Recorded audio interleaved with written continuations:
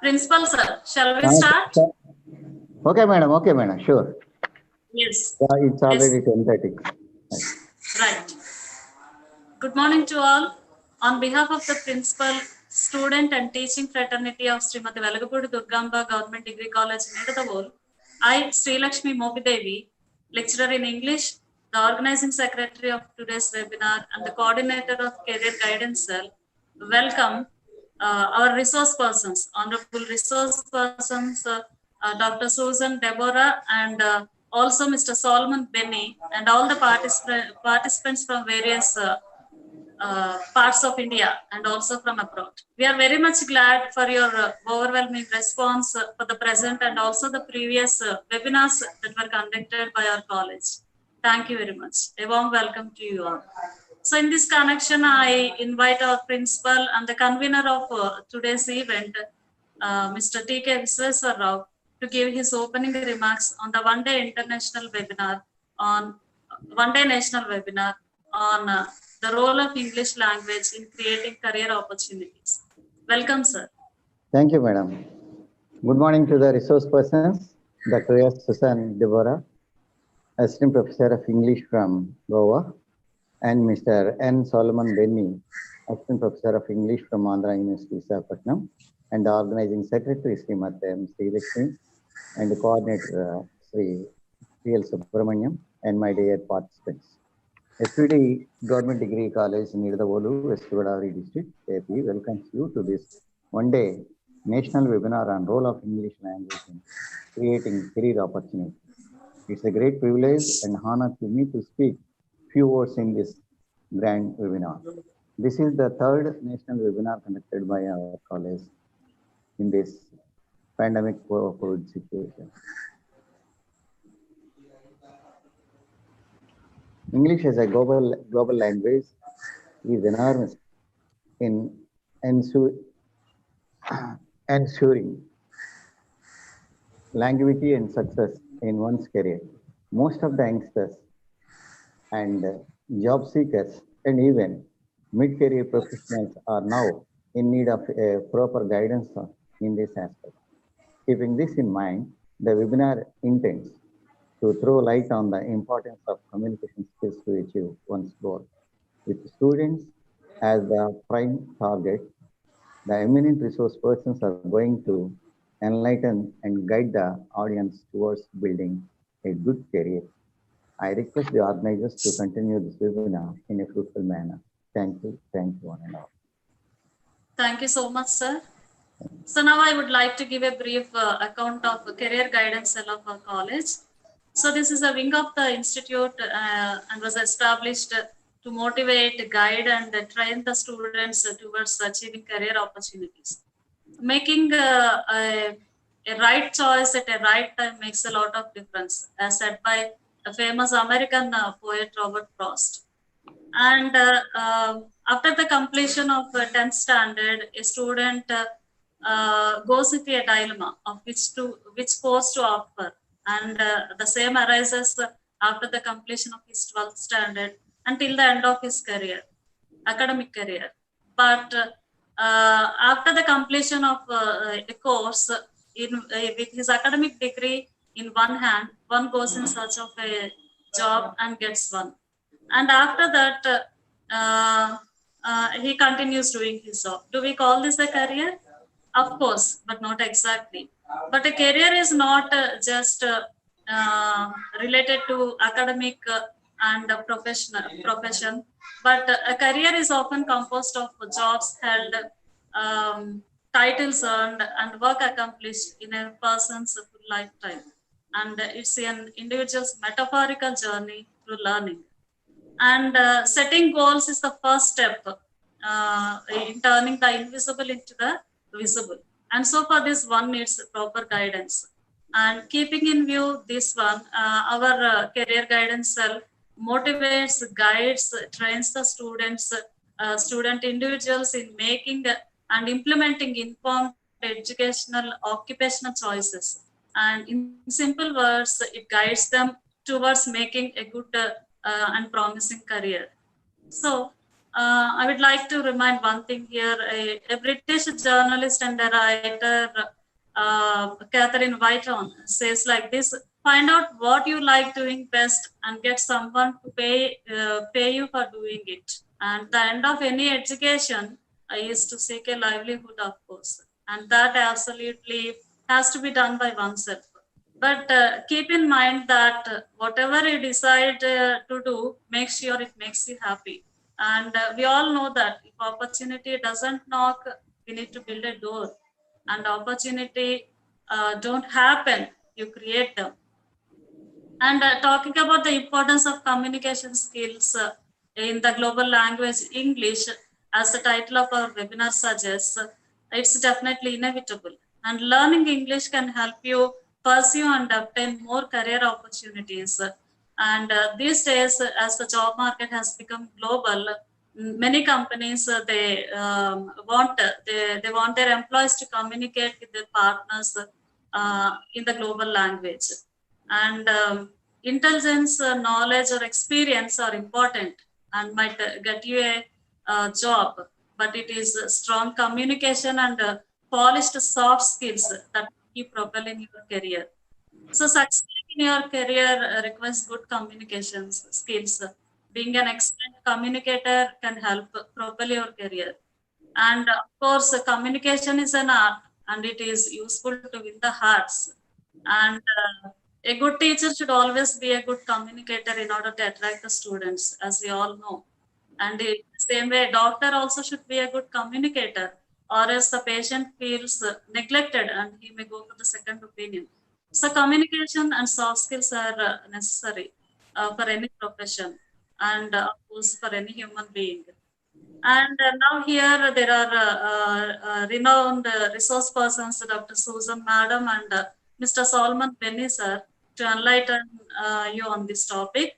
And with this brief introduction, I now take the privilege of introducing our first resource person, Dr. Susan Deborah. Subbu sir, slide please.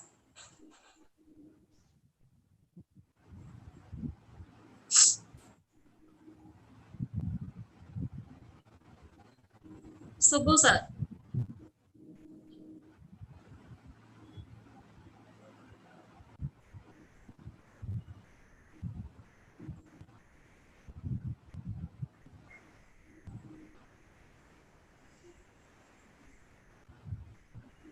Subbu sir.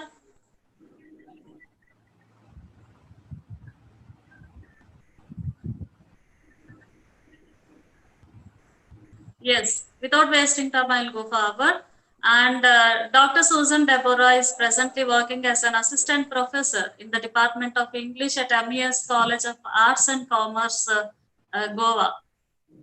Yes, she is one of the editors of Eco-Cultural Ethics Critical Essays published in 2018, Eco-Documentaries Critical Essays published in 2016, and Culture and Media Eco-Critical Explorations in 2014. And she is the recipient of ASLE USA Media Subconvention Grant for creating an interactive video space for eco-cinema scholarship. Her major interests lie in eco-criticism, eco-media, gender studies, and food studies. In this connection, I would like to thank my classmate and friend, Mr. Samuel Moses, who is presently working as an assistant professor of English at Madras Christian College, Chennai, for having introduced Madam Susan to me for this webinar. Thank you so much, Sam, for your kind support.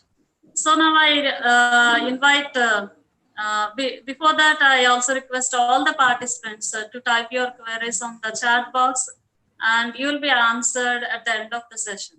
So now I invite Dr. Susan Deborah to deliver her valuable talk on the topic, importance of communication and soft skills. Welcome, ma'am. Thank you, ma'am, for your introduction. I would like to thank the S.V.D. Government Degree College for inviting me, and especially the Career Guidance Cell for having me today to speak on the importance of communication and soft skills in today's career-driven market. I also thank Mrs. Sri Lakshmi for having been in touch with me constantly throughout this week and the last week and explaining to me the various nuances of how things have to be going about. So thank you very much, ma'am. I also thank the principal for hosting me. And I also thank my fellow resource person, Mr. Solomon Benny. I hope this is an enriching experience for all of us here. I just start sharing my screen now.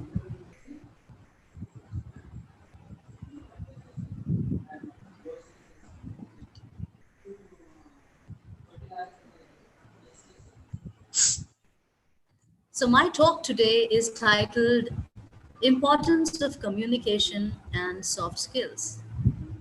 So first, the basics. What is communication?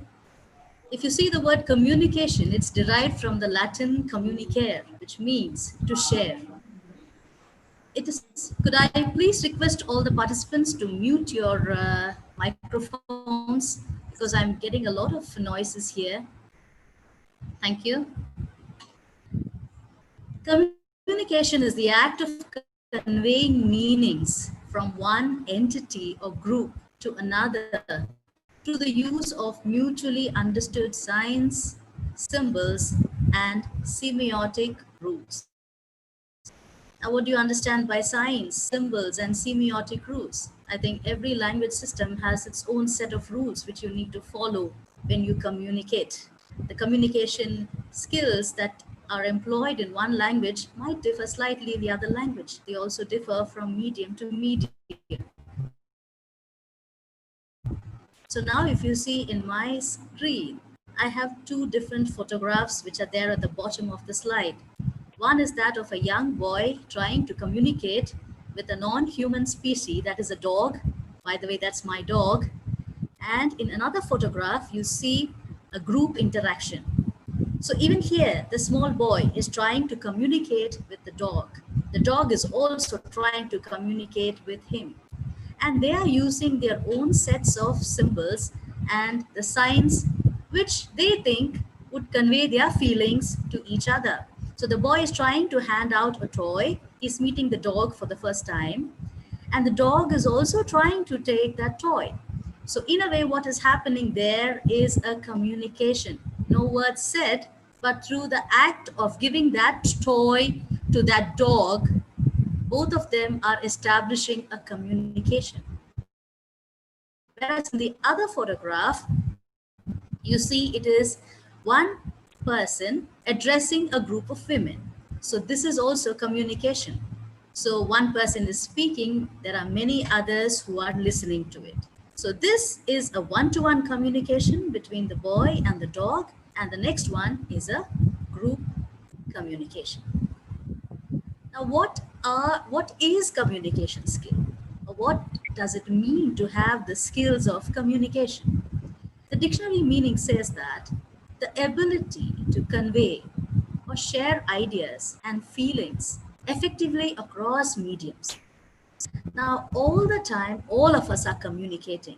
We are communicating through different mediums. We are either communicating face to face, we are communicating through mobile. Now, I am communicating through a Zoom medium. You communicate through writing, and you also communicate using various other methods. And every single method and every single medium has a different set of skills which you need to cultivate.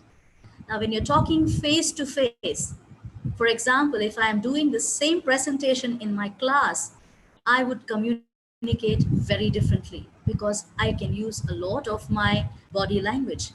But here, when I'm communicating through the screen to you, what I am doing is I'm communicating the best I can through the words, my voice, and of course, my facial expressions, because that is what the medium allows.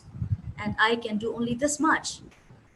When you communicate through mobile, let's say, for example, you're communicating in WhatsApp, you're communicating through Facebook Messenger, there you use different skills to communicate with the person on the other end. You might use a lot of emojis. You might use emoticons. You might, instead of saying I'm angry, you might just send a emoticon which is, orange in color. I think many of you are very familiar with that. And when you are chatting with your friend over a video call, maybe you might be a bit more personal, but then you might not be the same way as you are communicating face to face with your friend. And the same thing goes to writing also. When you're writing emails, when you're writing a letter, when you're writing official letters, formal letters, informal letters, all these are also different ways of communicating. Now, from this particular definition, there are two keywords which stand out. One is convey, and the other is effectively. As I told earlier, we are all conveying different things, different ideas, different feelings. But are we conveying them effectively is the question. Because many times what happens is when we try to communicate, we think we are doing our best. But what actually happens is the person in the other end doesn't understand what you are trying to ask or what you are trying to say. And that is where miscommunication takes place. Since you are not able to convey what to convey effectively, what happens is the person at the other end is at a loss. But what we end up thinking is the other person doesn't understand because we have not done our job well. But we assume that the person in the other end does not understand well. We never think that we have not communicated well. I think this is a very common scenario which is there everywhere, right from interpersonal relationships to official relationships. Tomorrow, when you're going to work in an office, or some of you might already be working, wherever you're working, I think communicating effectively takes a lot of practice and a lot of perseverance. It does not come overnight. And how effectively we convey. Even writing an email, communicating through an email is an art. I think Ma'am Sri Lakshmi put it very beautifully in the beginning where she was introducing the topic that communication is an art. Definitely is an art, but it's not an art which cannot be practiced. It is an art which could be cultivated over time. There is no magic. There is nothing like, one person has it, the other person doesn't have it. No, it is something which is developing over time. Now let's come to the two main types of communication. What are the two main types of communication? One is verbal communication, and the other is non-verbal communication. Now, verbal communication uses words, and the medium of speaking and the medium of writing uses words. So this verbal communication, as the term indicates, is everything to do with speaking and writing. But I think we will focus more on speaking because writing is totally a different subject altogether. Now, in verbal communication, how effectively you use your words and the right word for the right situation, the right word in the right communication, that also matters. Some of us may write very well, but we might not use the appropriate words. Some of us are good in speaking, but we don't get the right words for the right moment, the right words for the right kind of situation. So reading helps in better way of speaking, getting more words to our vocabulary. Now, if you see the vocabulary of many students and many of them who work in offices, it's quite limited. You use the same words over and over and over. So what happens is it reaches a plateau point. You want to say something, but you fall short of words because you have only limited words in your memory. That is where reading comes in. I'm not asking you to read extensively, reading a lot of books. No, just basic reading. Read the newspaper. I think these days, more than reading the newspaper physically, I think what we do is read it on our devices, on our mobiles or iPads or probably the laptop. Just one or two newspapers every day, I think would enable you to understand that there are different kinds of words which describe different situations. So try to expand your vocabulary because 50% of your communication takes place verbally, and it's only 50%. The rest is your non-verbal communication. Now, what is non-verbal communication? those things which cannot be said by words, but the other aspects of communication. For example, your body language. And in your body language, you have different aspects. Your eyes, your facial expression, your gestures, the way you move your hands, the way you move your body. All those come under non-verbal communication. Apart from this, there is also a very important role played by the tone, voice modulation. These things are very important. Now, if there is a teacher who goes on like two main types of communication, verbal communication, non-verbal communication. Okay, students, did you understand?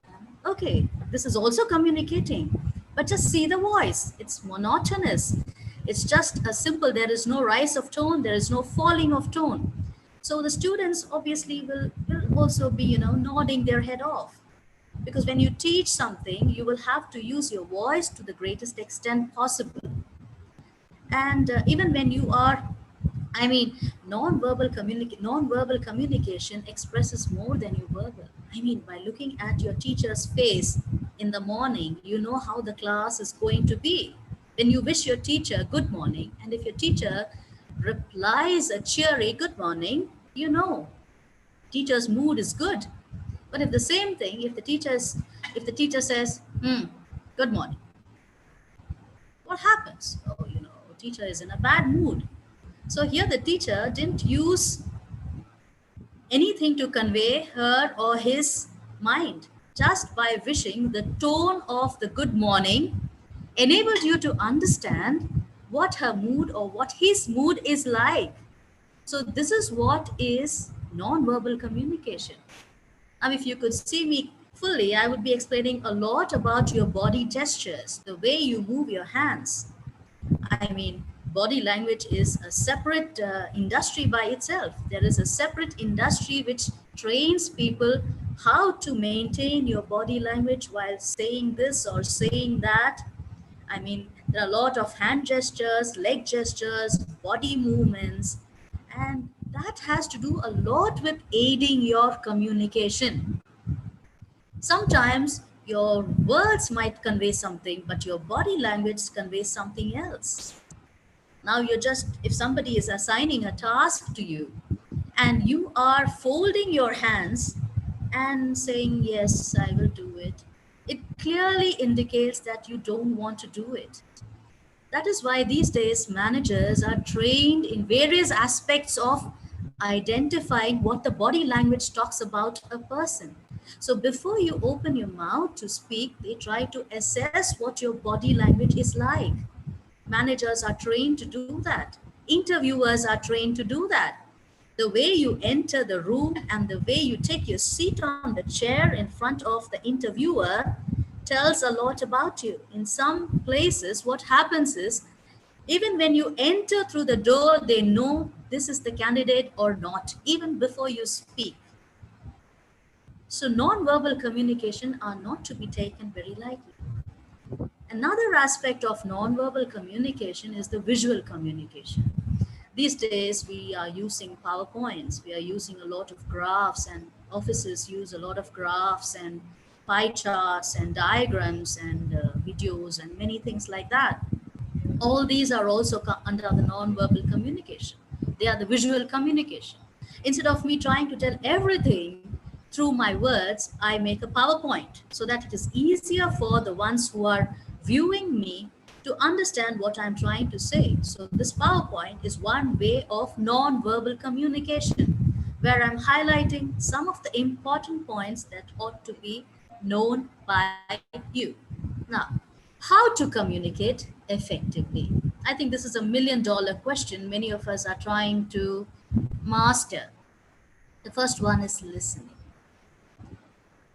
I think this listening is an art which is slowly dying because we are living in the generation of fast food and everything fast. So even before the person opposite to you tries to finish what he or she is saying, we want to answer. Because our main aim there is not to listen to that person, but to give our response. I think many of us are like that. I think even I'm like that at some points. Before my student tries to finish something, I want to give the student an answer. Why? Because we lack that patience to be still and listen to the completeness of what the other person is trying to convey. Sometimes just sitting there and listening to the person is itself powerful communication. Communication is not something which you have to reply, use your words, or say big things. No. Communication is also listening. When your team leader says something, gives you instructions, just sit back, listen. Let him or her complete whatever he or she wants to convey. And then you could share your thoughts and your queries or whatever is it you want to share. The next one, adapting your communication style to your audience. Another very important aspect of effective communication. Now, I might talk in a certain way in my class, but I cannot come home and talk the same way to my parents or to my spouse. I cannot make a point using extensive body language. I choose how I want to communicate in different scenarios. One to one, when I'm talking with my friend, I talk in a different way, I use different language. When I talk to my superiors, when I talk to my principal or talk to my boss, I maintain a different kind of a style. When I talk to my people at home, I adapt a different communication style. I think that is what we have to be very, very clear about. You cannot, you have to be flexible. You cannot say, I will speak only like this. And there are also certain words. I mean, with your friends, you can use any words like, hey dude, how are you? Hey bro. You can't come home and talk to your dad like that. Hey bro, dad, what are you doing? It will be quite inappropriate. Maybe if your dad is cool, this is another word which is used by youngsters pretty often these days. Cool. Everything is cool. I mean, how's the bike? You got a cool bike. Um, how's the class? How's the class? Oh, it was a cool class. The teacher was rocking. I bet you have understood all these things. You have experienced how we use one word for all the context. But we have to adapt our communication style according to our audience. The third one is confidence. Now, confidence, I think, is a highly abused word in today's world, right? I mean, there are many theories which say fake it till you make it. I mean, there are various ways of saying if you hold your shoulders up, if you keep your head held high, you will exude confidence. That's quite right. Body language plays a great role in confidence. And again, as I said, confidence is something which is cultivated. You are not born with confidence. No person is a confident person by birth. You can never say that. I mean, different experience in life, different situations, your language, your way of being brought up at home, everything contributes to your confidence. So confidence is not something which you just go to an institute and just get it. If you do a 6 months course, no, you might be able to know what is confidence, but to build confidence takes some time. And for that, you have to observe. You have to know yourself first. What are your limitations? What are you good at? Now, all these things play a big role in getting confidence. How do you react when you stand in front of an audience? Are you getting scared? Why are you getting scared? Are you getting scared because you think your language is not so good? Or do you think that I am not so good looking? If I stand in front of the audience, what will they think of me? So these are the different thoughts which come into us when we are facing a group, or even when we are facing some students, even when they talk one to one with a teacher, they feel very shy and very scared. That is because that there is a certain background to it. You think that when you are there with higher officials, automatically it's very scary. Now you have to be scared only when you have done something wrong. If you've not done something wrong, then why be scared? So this is something which you will have to keep telling yourself. I have to be confident because I have something to say. I have to be confident because I don't fear anything or anybody. Next one is positive body language. As I told you, I gave you an example before of how folding your hands emits, okay, keep away from me. Like that, there are many different things that you will have to do to develop a positive body language, because there are certain signs which say, keep away from me. I don't want you close by. Even a small child can understand this. That's why I said non-verbal communication is extremely important, because you might be saying one thing and your body might be saying something else. So developing a positive body language is another way of improving your communication skill. The next one, avoid preconceived notions. Now, all of us, to a certain extent, start judging. We see a person, we start judging them. We start judging them by the way they are, by the way they dress, by the way they walk, by the way they sit. So when we start judging people, we think they have to be communicated only in a certain way.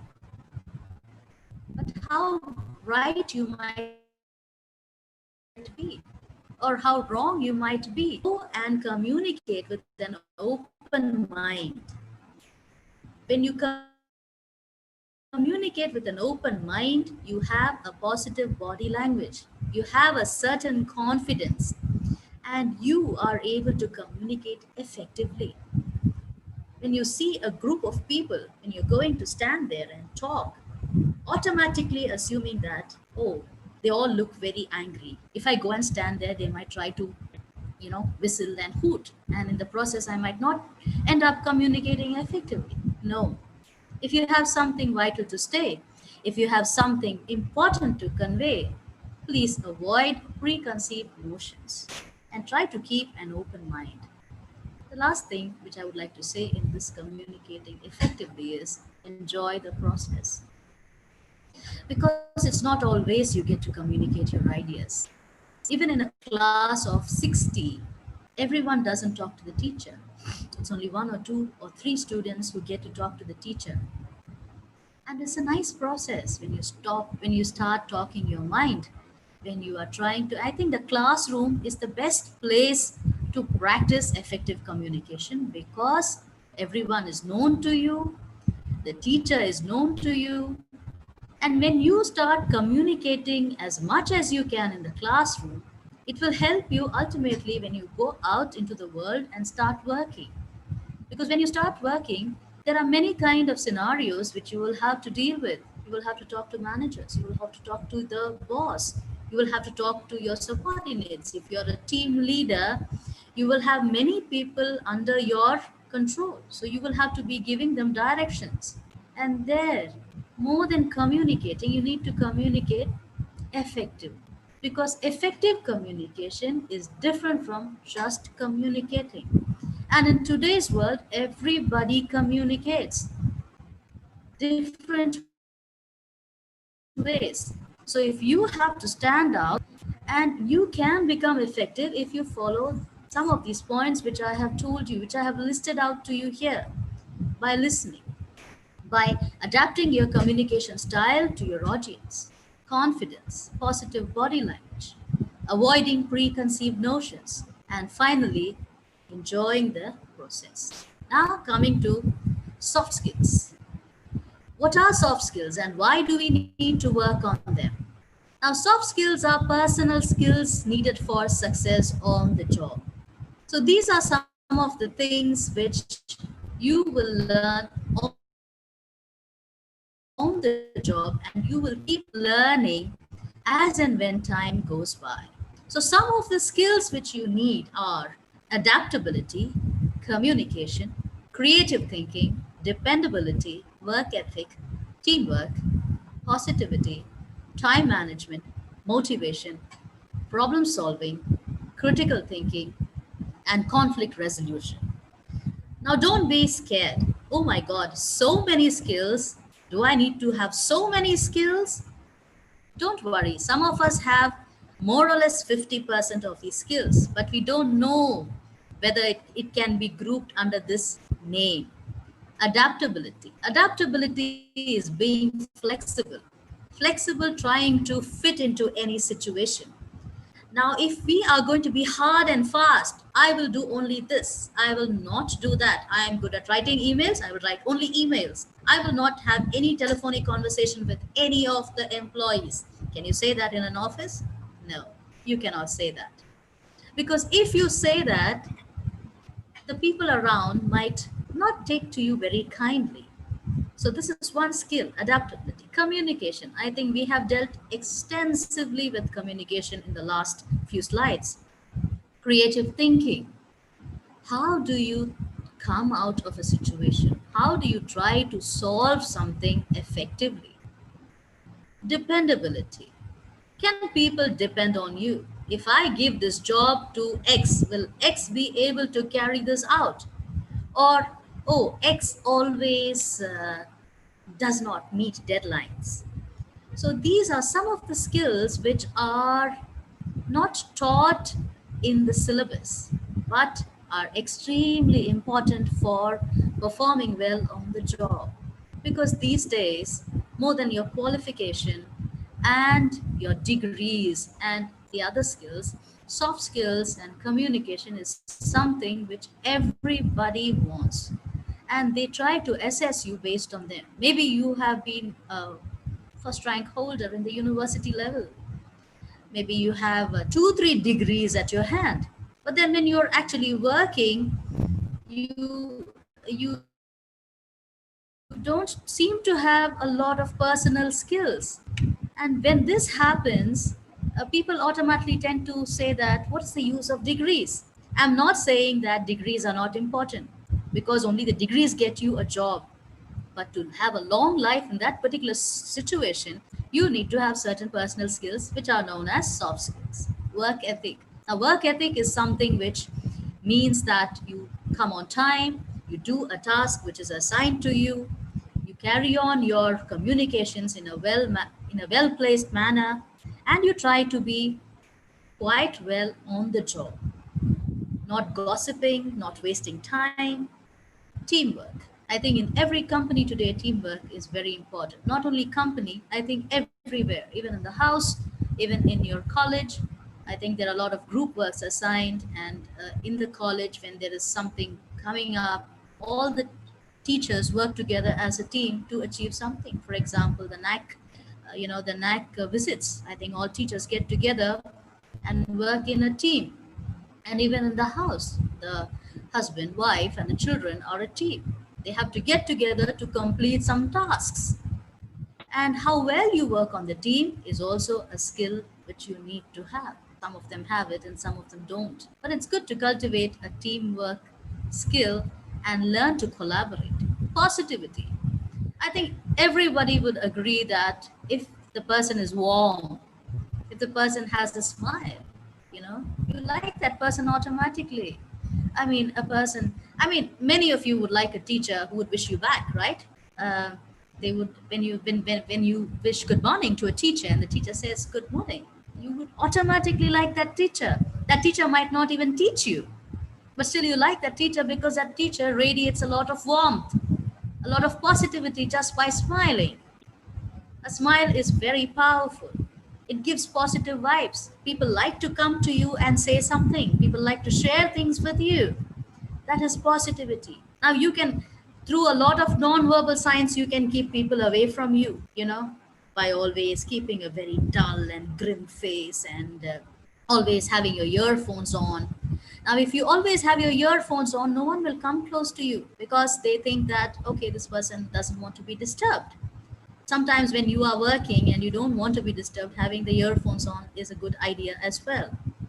Time management, another very important aspect. Trying to finish everything on time, trying to break time into units which are doable by you. Motivation, trying to motivate yourself and trying to motivate others. I think the teachers and the managers and all the leaders have to have motivation in them. And this is a soft skill. It's not taught anywhere. It is only taught in career guidance cells like this. It is not part of your syllabus. I mean, I think it's last 10 or 20 years, all these skills have been coming into the syllabus probably in the English syllabus. But before that, all these things were not taught because the rise of a lot of industries and lot of employability, which is coming out to youngsters, these skills needed to be taught.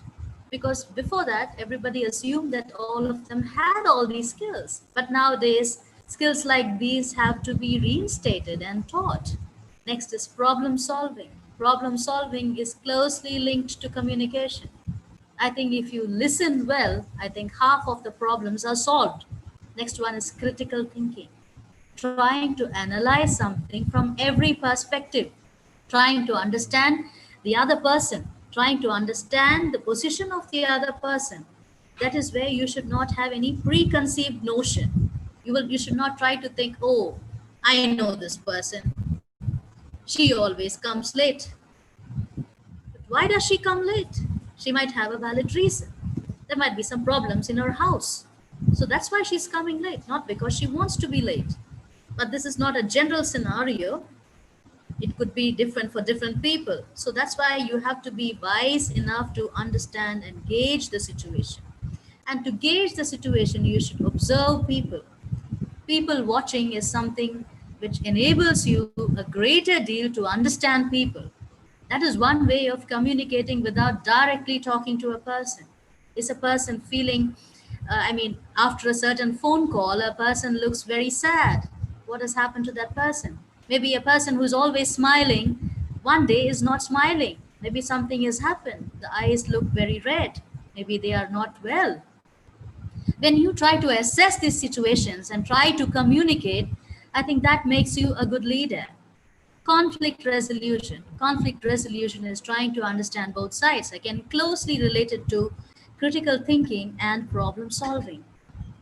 Now, these are some of the soft skills which, if found in a right blend, will give you great success in your job. Now, these skills, as I mentioned earlier, are not very easy to teach or to be taught. Now, if you attend my session and I have told you something on communication skills and soft skills, after the session, you will not become a person who's like extremely good in communication and your skills are developed. No, it always comes by observing and practicing. Soft skills are cultivated with patience and perseverance. You will have to stop, learn, listen, and try to pick up the non-verbal vibes which are being given out by people. You can start this at your home. I mean, your mom cooks very well. But one day, suddenly what happens is the food doesn't taste so good. Now the first thing you would like to do is complain. Why is the food so bad today? But you might not try to understand what is going on in your mom's mind as she is cooking. Maybe there's something running in her mind. That is why she isn't able to focus on the cooking. And that is why the food is not tasting so good. The same with your manager, the same with your team worker, the same with your friends, the same with any kind of relationships. Even my dog is like that. Sometimes he just doesn't play. And then we discover that there is some problem. Of course, we can always say out what we are feeling, but the dogs cannot communicate through words. They have to communicate through their actions. Maybe he is not feeling well. He has a tummy problem. That is why he is not playing the usual way he plays. The same goes with humans as well. And you will have to observe this. And for this, you need patience and perseverance. You have to persevere. Try to become more interested in what's happening around. I'm a person who keeps only to myself, my work, my subject. No. Try to be attuned to your surroundings. And this is very much helpful in an office scenario, probably in a scenario where you're working together with people.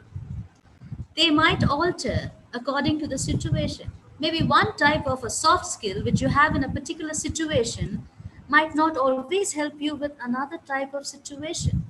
So everything alters according to the situation. You should be wise enough to understand that situation and respond or react accordingly. I think you know the difference between respond and react. When you respond, you're listening and trying to assess and getting to know more. But when you are reacting, you're showing a reaction. It could be anger, right? So try to understand whether you're responding to a situation or whether you're trying to react to a situation. They require presence of mind and common sense. I think common sense is something which cannot be explained. My favorite example for common sense and presence of mind is when there are papers lying on the floor. I ask my student to pick it up. But what my student says, I didn't throw the paper. Why should I pick it up? Now see, what I am trying to communicate here is trying to ask my student to keep the place clean. But my student is thinking that I'm accusing him of not keeping the place clean. You see the difference? That's why my student says, I didn't throw it, so why should I pick it up? And then I have to explain to my student saying, see, Baba, my problem is not you throwing the paper. My problem is the classroom is not clean. And that is what I want to do. And if you see soft skills, they are called soft skills because they're not like technical skills which could be formally taught. That's why these soft skills are skills which have come in the past 20 years or so, because it was seen that a lot of employability skills are associated with the soft skills. Now, why are soft skills important? They are important because it is important for your career progression and promotion. Now, if you're working in an office, I think all these parameters are taken into consideration for you to get a promotion.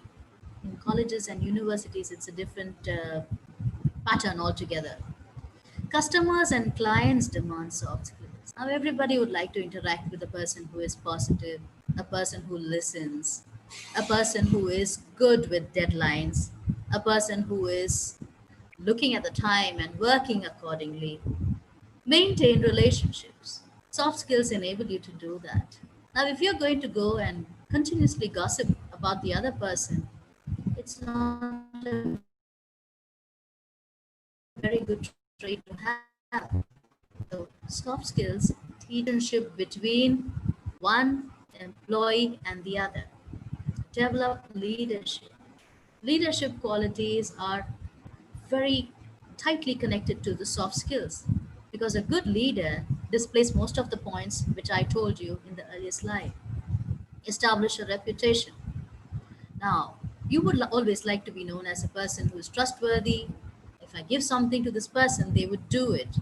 And this person delivers very well. So these are some of the parameters which you would like to have to establish a reputation. You might be very good in your subject. You might be an excellent person in your research. But then if you don't have certain soft skills, all those things go to the background. This soft skills also enable collaboration. I was talking about teamwork, and teamwork is helped to a greater deal by soft skills. And finally, you are a confident person if you have some skills which I mentioned in the previous slides. So if you see communication, it falls within the parameters of soft skills. So they are interconnected. Communication and soft skills go hand in hand. So remember, practice. First, try to understand what are the skills you have. You might be having many of those skills, but you might not know them. You're still a student. Even being a student, I think some students take up the leadership roles. They are the ones who inform the teachers, ma'am, now it's your class, please come to class. A leader, because everyone doesn't think of doing that. Only one student gets up to the staff room, goes there and says, ma'am, it's your class, can you please come? There is only one student who collects all the money for taking photocopies of things which are required. Many of them don't volunteer. So through these things, you know what skills are there in you. It gets developed right from your school days and your college days. And these are the same skills which help you when you are working in an organization or in a college. Persevere. Now, some skills you might have to develop. So what happens is you will have to first observe yourself, practice, and then persevere. You cannot think, okay, I don't have confidence, let me attend a few classes and I'll get confident. No, you will have to come come back home, practice what you have learned, and try to persevere. Try to observe people who are confident, try to see videos of people who are confident, and then slowly get into that role. And patience. Nothing is, absorbed in a day. Rome was not built in a day. It took several years. So I think you have to see yourself as a project which is always under construction. Once you think you're perfect, I think that is the day you stop learning. What you have to do is patiently work on yourself and slowly try to develop. Try first listening to your own siblings at home. Only when you listen to your siblings at home, you will go outside and listen to your classmates. When you listen to your classmates, you listen to your colleagues at work. You see how this is a process? It doesn't come overnight. And all these things together leads to your progress. Thank you. And I hope my talk made some difference to you. And I'm looking forward to hearing from you, probably through questions or maybe a later email or anything. I would be glad to get back to you. Thank you very much for giving me this opportunity.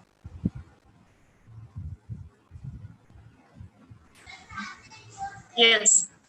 Thank you very much, ma'am, for your outstanding presentation.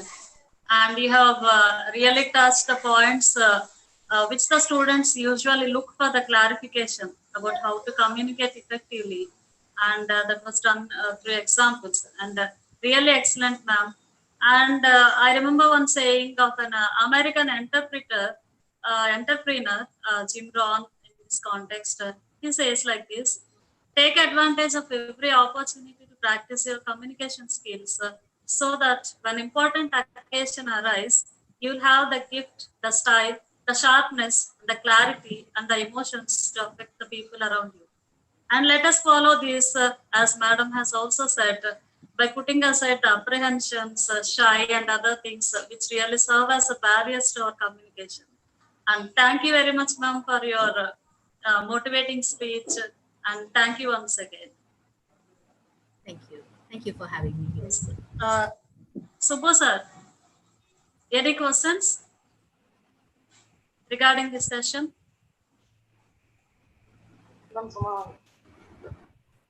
Nothing from my side, ma'am. Just Okay. Let us see. At the end of the session, we may have some more. Good communication skills can aid in helping you land an interview and pass the selection process. Being able to articulate well provides a significant advantage. And to do your job effectively, you have to discuss problems, request information, and interact with others and have good human relation skills. And these are all part of having good communication skills, of course. And now our second resource person, Mr. N. Solomon Benny, is going to throw light on English language and interview skills. So let us have a brief look about his bio note. Slide, please.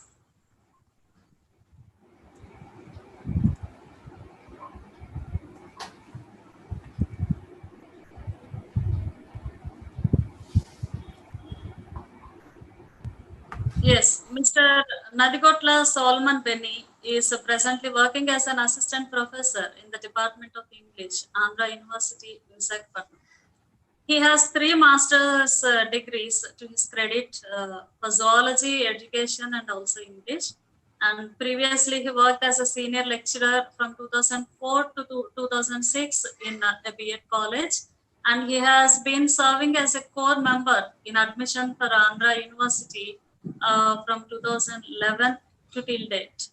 And he has also served as a warden for arts and commerce hostels at Andhra University from 2018 to 20.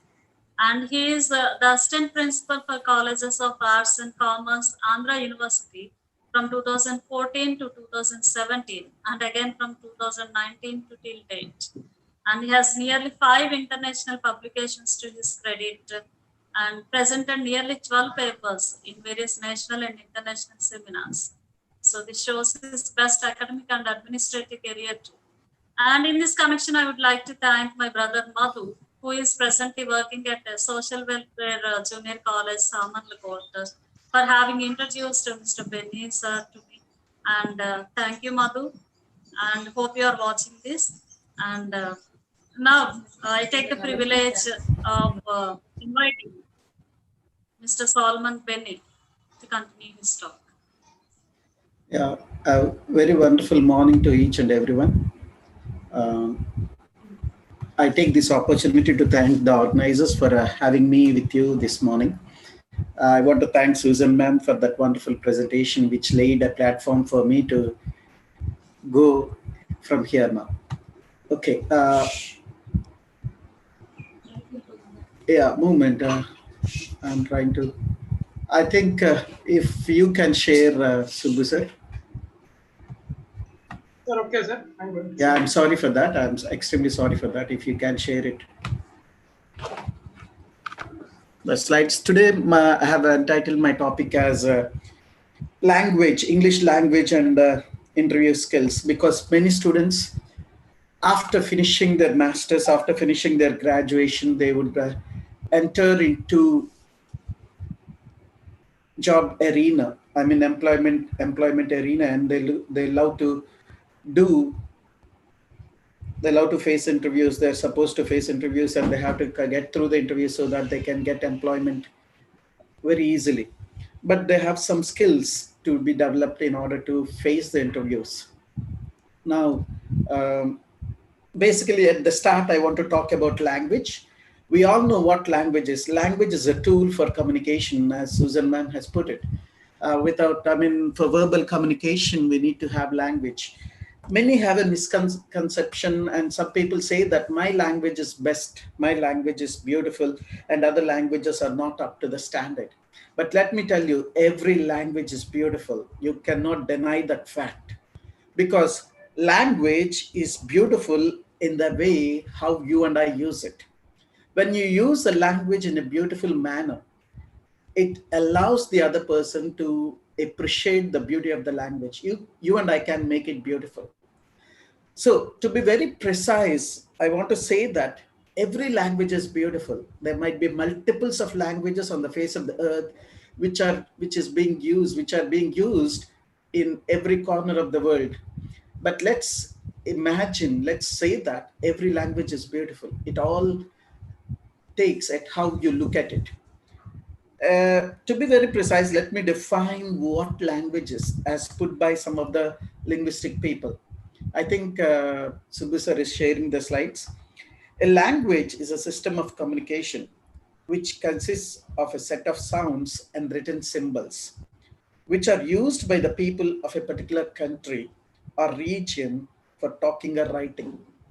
Language depends upon the culture that you and I grow. Any language that you and I use always have a coherence with the culture that you and I have grown, because culture has a lot of implications on the language. And according to Christine Kenley, in her book, which is entitled as The First Word, she says there are almost 6,000 languages in the present world scenario. So we need to be very sure that there are so many languages, and we need to understand that all these languages are spoken at one corner of the world. So among all the 6,000 languages, half of the world's population speak only 10 of them. So that tells us that 5,990 languages are not extensively spoken. So basically, there are only 10 of them which are widely and extensively spoken by different people from different parts of the world. And among them, English is the very dominant one. But the widely spoken language in the whole world is Mandarin, which is a Chinese language. And the second one is the English language. But the dominant language is English because many people use English language. It's because of many reasons behind it. It could be because we are colonized by the Britishers for a longer period of time. Many countries were colonized. because they came on the purpose of trade and commerce. And as ma'am said, they needed a language for communication. And they thought they could not learn the language of the places where they have gone. So what they did was they have rubbed their language called English onto us. Whether they have rubbed it on us or not, but we are now living with the language called English. English has become an international language. Next slide, sir. English has become an international language because of some specifications that it has. One, it could be it has become a global language because we are living in a global village. World has become very small because it has become global in nature. When we talk about global in nature, everything we can reach out now. We can reach out to many places. We can reach out to many things. Okay. We can reach out to many places. So that is one thing that you and I need to understand. Global language, because English is being extensively used by many people around the world. Maybe few places which are not using English language can be counted on our fingers. But most of the countries in the world have been using constantly, regularly, the language called English, because they take the other people into communication. If the communication has to end, if communication has to reach, so that they can in turn act on it. So it has become a global language, and people started using it because they started understanding the importance of the language. And they knew pretty well, and the people knew pretty well, that if you speak an English language, the world will look to you. The world will look to you. That is that is one conception that you and I absolutely agree. But I would rather say it's a misconception, because people who don't speak English also are looked upon because of various things.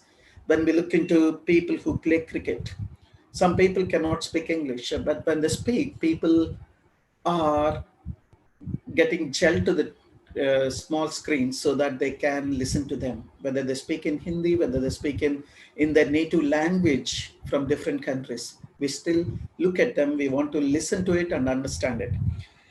Whatever it might be, it's a global language. It has got the tag called global language, and we are accepting it. The linguistic people accept it, the people around the world, the scholars accept it. And it is also a language of lingua franca, which says that it is a common language used by speakers of different languages. It's a common language. When a person in India, I'm taking the example of India, when a person from North speaks with a person from the South, a person from the North has his native tongue might be Hindi, and person from the South speaks the native tongue of his region. So when these two people enter into a conversation, we understand that the native language or the native tongue of each individual might not be known to the other individual. So what happens is they take the language called English to communicate with each other. So it is a common language which is used by two different people of two different native tongues. Okay, it could be for both domestic, as I taken the example of a domestic area, and for international communication. If I'm communicating with a person who is from Iran, because we have students in university who are from Iran, Iraq, and other parts of the world. When we speak with them, our common language is always English, because they know language. They know the language called English, and I know the language called English, because I'm not very fluent with Arab language.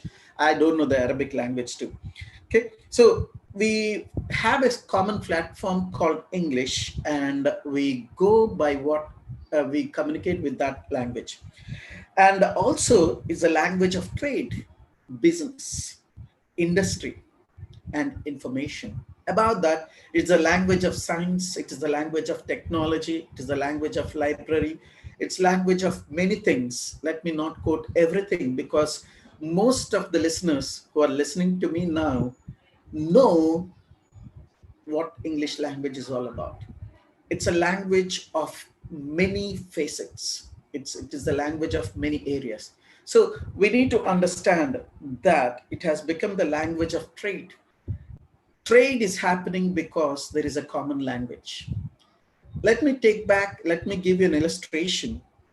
When the Britishers have come with a purpose of trade and commerce, with an intention of trade and commerce into Indian soil, they found that India is a multilingual country. Each state has its own native tongue, and all the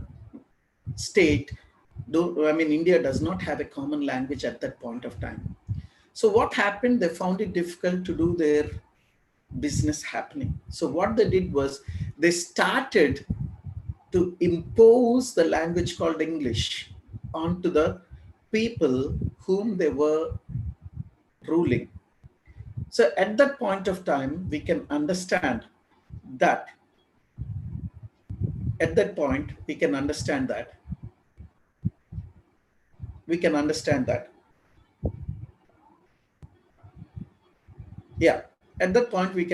that people, the previous slide, Subbu sir, the Britishers started to impose the language called English. And that's how English started to gain popularity in India, because it has become a tool of communication. And other reasons I'm not going to quote now, but this is one of the reasons. It's a language of trade, industry, and information. When you want to inform someone about an issue or something that is very important, what happens is you and I look for a common language if the other person is not of your native tongue. So that's how English language gained popularity on every platform. English language confers confidence. It allows a person to be confident enough. It allows to grow your imaginative powers. And it allows to have power to invent and create. As Susan ma'am said, creativity. Creativity is very important for you to express. When there is creativity, people identify you. When there is creativity, people start taking note of you. So be creative in your living. When I say creative in your living, in every aspect. And English language is a symbol of better life.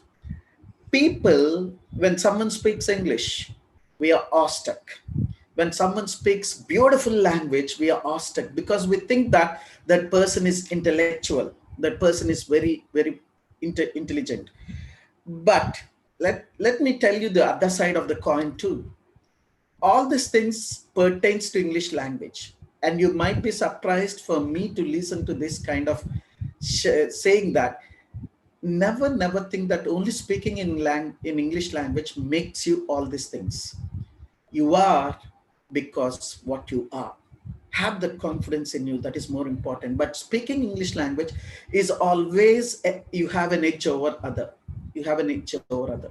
So let's look at ourselves as a person who can be confident, who can imaginative in nature, who can have power to invent and create things. But you need to have a tool which is common on this platform, on any platform, and that is English language. So have this confidence and have a symbol of better life. The next slide, Subbu sir. Yeah. Now let me give you some points about how English language has gained importance on this world scenario. It has become one of the major languages of the world because people look at this language. If you step into the international arena, or if you go to another country, there the major language that they speak for communication is English. So if you want to be communicator, if you want to communicate, you need language. If you go to other country, if you go to other state in India itself, when you're not very sure about that language, the native language that people speak there, you need to have at least know English. Let me tell you, we have English words in every language of Indian languages. We don't have relatively same words which English language has its own in its language. Let me tell you some examples like bathroom in English language, which I don't think we have a relative word in Telugu language. I'm not very sure about it. Maybe there are certain words in it, but everyone is not very conversant in that particular vocabulary. So what happens, even a non-literate person will use English words within it.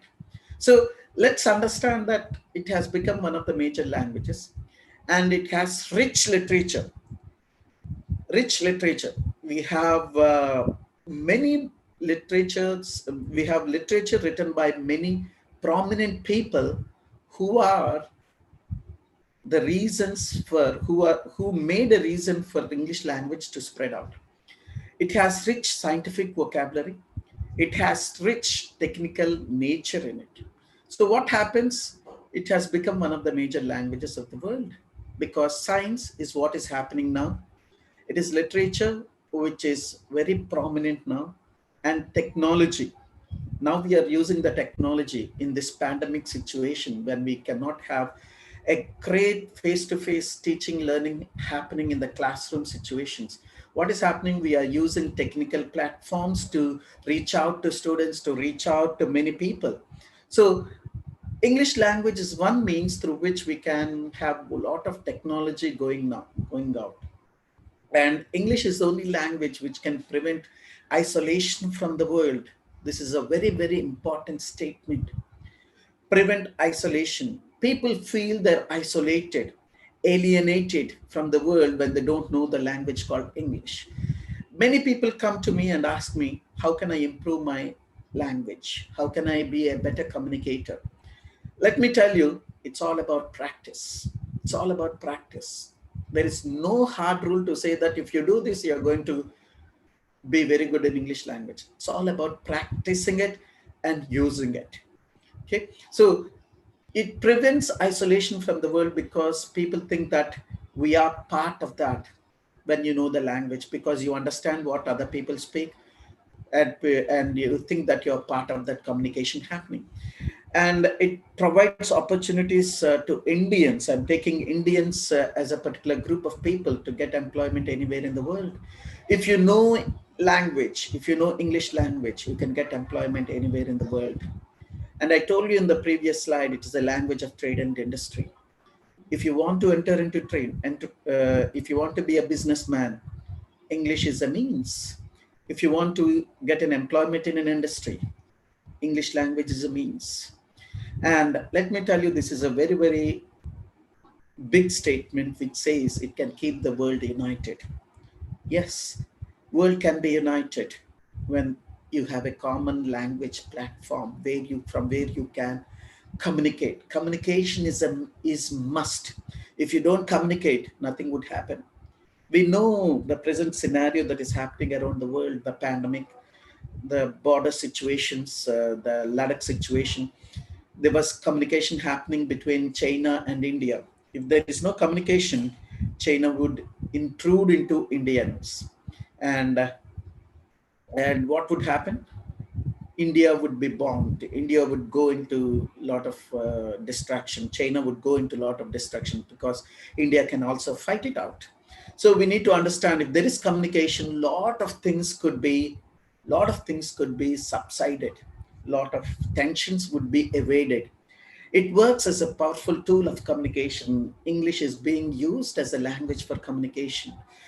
So these are the important things that we need to understand, which gave a lot of importance to English language. The next slide, Subbu sir. Yeah, now I have spoken about language and I've spoken about the importance of English language. And let me tell you, before I go into interview skills, every language is beautiful. Let's not forget it. Let me tell you, learning English language is far easier than knowing our native tongue called Telugu. Learning our native tongue called Telugu. Okay. So let's not have inhibitions about learning English language, but let's put our efforts in learning English language and help us and let us be very, very good in communicating through English language. So interview skills. This is very important for the present employment scenario in the present world. Okay. Let me talk about interview skills. There are different kinds of interviews. One is telephonic interviews, which is gaining a lot of popularities nowadays because there are most of the industries, most of the companies are multinational companies which are recruiting people, and there is one-to-one cover interview skills, interview and panel interviews. I'm going to confine myself speaking to these three kinds of interviews. These three types of interviews. I'm not going to speak elaborately on these things, but I want to speak elaborately on how you can face interviews with a lot of confidence.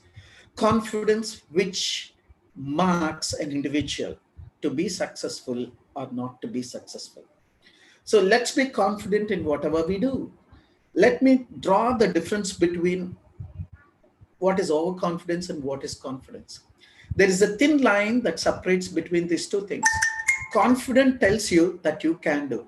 Overconfidence tells you that only you can do, others can't do.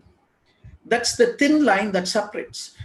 Never be overconfident, but let you be confident enough to say that I can do. That gives a lot of confidence, that lot of inputs into you that you can do it. Let me take my personal example. When I was facing the interview for my position now, which is assistant professor in the Andhra University, just 10 days before my dad passed away, just 10 days before the date of interview, my dad passed away. I was in that situation, and I got the interview letter on the day my dad passed away. And you understand how I would be going through that. And what happened was I had to face the interview. I could not prepare. And I was low on confidence because I did not prepare for the interview, because many things surrounded me at that point of time. But I went for the interview confident enough, saying that, telling myself, let me try, let me face. If I don't face, I don't know how it would be. I won't gain experience if I cannot face an interview. So what happened? I entered into the interview hall. I saw a number of people and I started to shiver in my pants because I was low on confidence. But somehow when I was asked to sit, I sat down and I started speaking to them, and slowly I gained confidence. Let me tell you, it's not, why I gave my example is that at that point of time, I was very low on confidence and I thought I'm not going to do well. But let me tell you, when they started shooting questions at me, I started speaking back. I started telling myself, I know the answer of this question. I was confident enough. So let's be listeners first. When you go into interview hall, you just pay your ears to them. Don't hurry yourself. That is very, very important. Don't tell yourself, I know the answers of every question before listening to the question. Don't tell yourself that I know everything. No individual can know everything. Let me tell you that. No individual can know everything. We are human beings. We don't know certain things. We need to understand that. I don't know many things. I learned many things from what Susan ma'am has explained in this morning session. I have taken some things from that session. It is very important that we are learners. A great psychiatrist has said that learning is from the womb to the tomb. From the time we are conceived in our mother's womb to the point we go back to when we go back to the coffin, everything are for our learning. We learn many things from that. So let me tell you that we start learning. Let's say that I'm learning. I'm learning. Every teacher, there are many teachers in this session. Let me take the examples of the teacher. We keep learning, we keep updating ourselves. That is very important. Students and learners should also update themselves with the present happening scenario if you're facing the interview. So let me talk about how we define interview. A interview is a pre-arranged and planned conversation used to evaluate the suitability of a candidate for a particular position. Let me tell you, it's just evaluating you. It's just evaluating an individual to see whether he fits into that particular position. If he doesn't fit into that particular position, we are not taken into. We are not given a position. So let me tell you, give that confidence to the people that you fit into that position. It's not whether you know everything or not. Sometimes you don't answer some questions. Nothing wrong in it. Nothing wrong in it. It's not a sin. Let me tell you that. It's not a blunder. We don't know many things. But whatever you know, present it confidently. Whatever answers you know, confidently present yourself. That is more important. Next slide, Subbu sir. Okay. Okay. This is what a definition of interview is. Interview is a pre-arranged and planned conversation used for evaluating the suitability of a candidate for a particular position. This is what is very, very important. It is a pre-arranged and planned conversation. The interviewer comes with a planned conversation. It is pre-arranged. You know the date, you know the time, you know everything, you know the place where you need to go, so that it is a pre-arranged situation. So you just go there and people will assess you whether you fit into that or not. If you're looking at the slide, I have given you some drawings, circles, which is fitting into one into the other. Those are very important. Every circle is going into the other. So you need to come into that fitting arena. So before you go for this particular interview, you need to do a lot of pre-interview preparation. Don't ever imagine that you know everything and you don't need pre-preparation. Everyone needs preparation. Every teacher needs a preparation before he or she goes into the classroom, because we have a gathering of students who are well informed more than what a teacher is all about, because I see that kind of things in the classroom nowadays. Okay, now let me talk about what pre-interview preparation techniques are. It involves analyzing yourself. I would rather give a lot of points to a person who analyzes himself or herself. Analyze about yourself. Know about yourself. It is all about yourself. Facing an interview is all about yourself. Analyze yourself. Know your positives. Know your pros and cons. Pros and cons. If you don't know yourself, you're not going to be a successful person. Know yourself. Know your positives. Know your negatives. When you don't know your negatives and positives, you cannot be a successful person.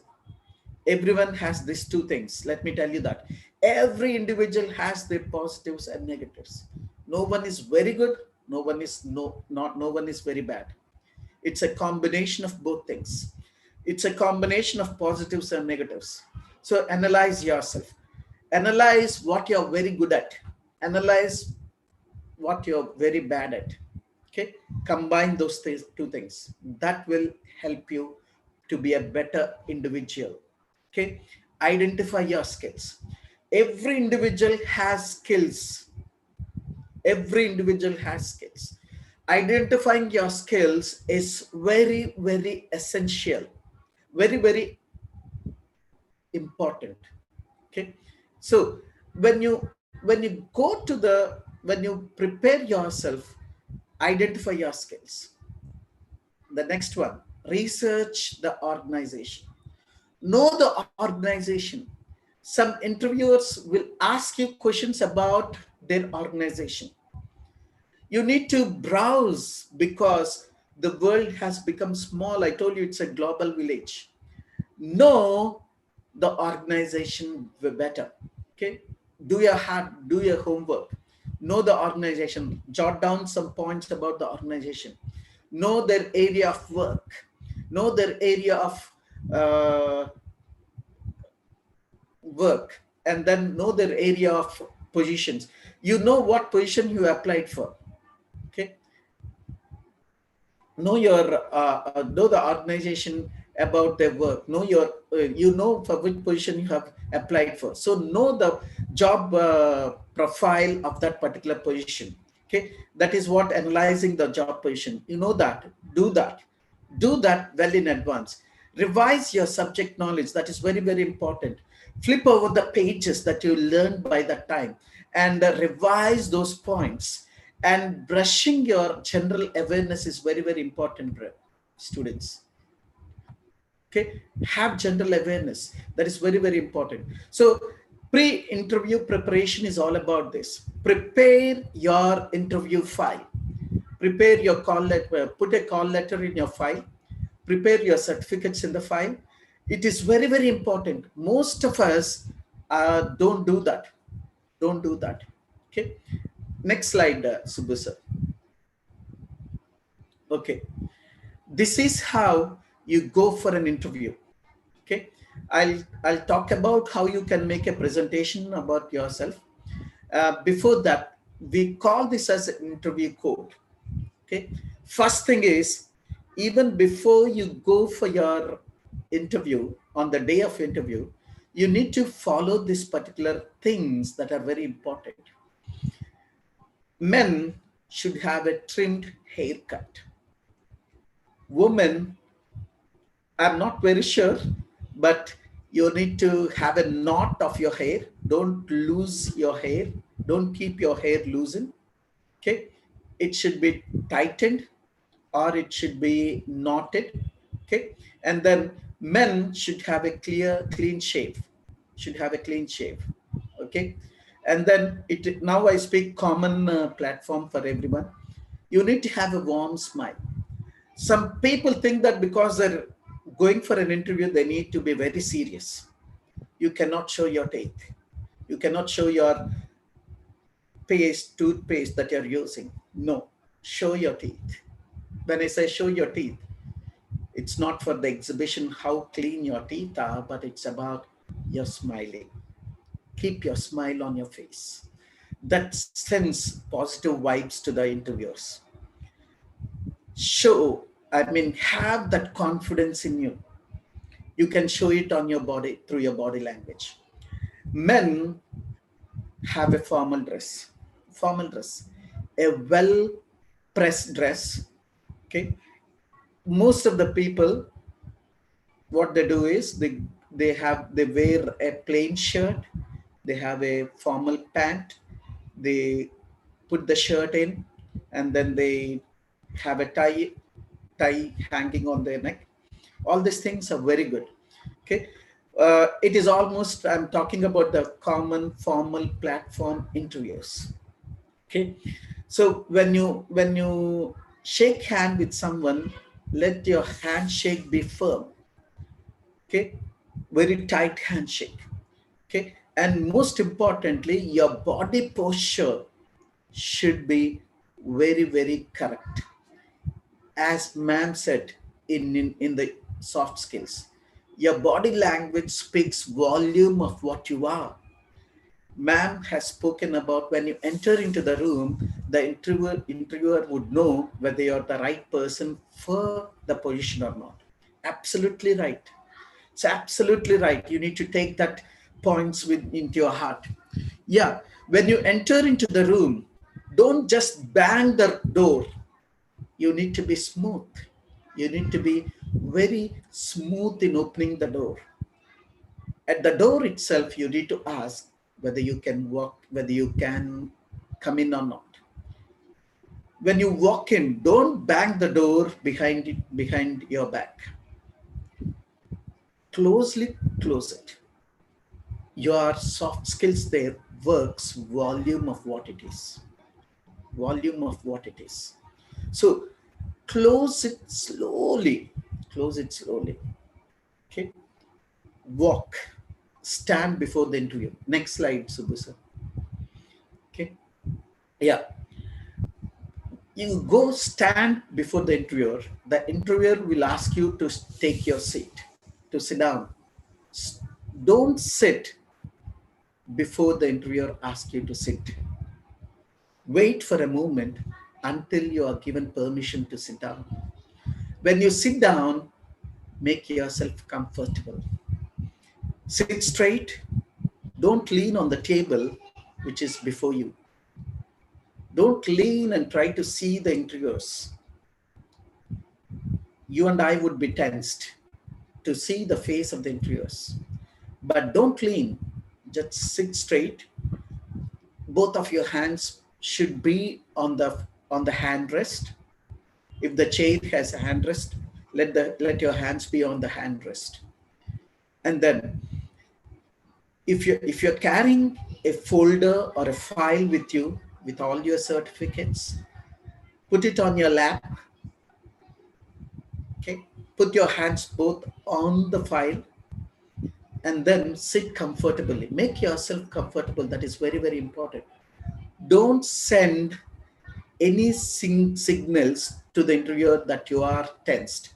No doubt, some of us would be tensed up, but let us not show it. Let's not show it. In a panel interview, interviews, let me tell you, there is always a person sitting just opposite to you, okay, who could be a psychologist, would be just looking at your body language, just at your body language. He will not ask you any questions. He will not pose any questions to you, but he looks at how you walked in, how you dragged the chair, how you sat. Everything matters. Everything matters. Okay. Don't pull the chair making a creaking sound. You do it very smoothly. You do it very smoothly. You sit and then you sit very comfortably. That will send that you are very confident enough. Okay. And then I told you about the psychologist. He'll be just looking at you. He will keenly gazing at you. Okay. And then he will be looking at you very seriously. He will not smile. He will not ask any questions. So be sure that you are addressing to him through your body language. Body language becomes the most important part of facing the interview. I told you, have a firm handshake.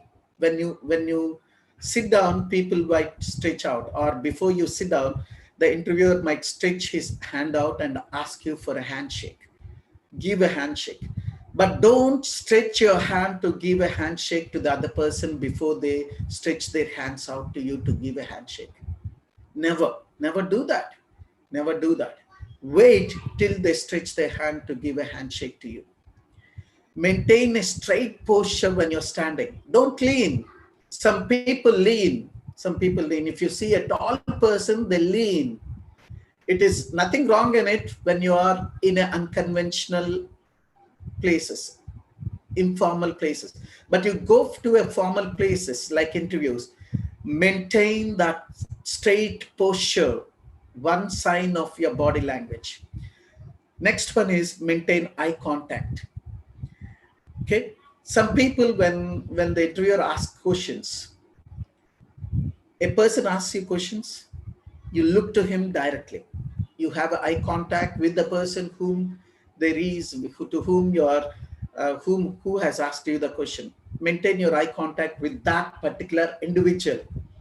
When you're answering, when the person finishes his question, you look at him and then you glance at every interviewer so that everyone is given an importance there.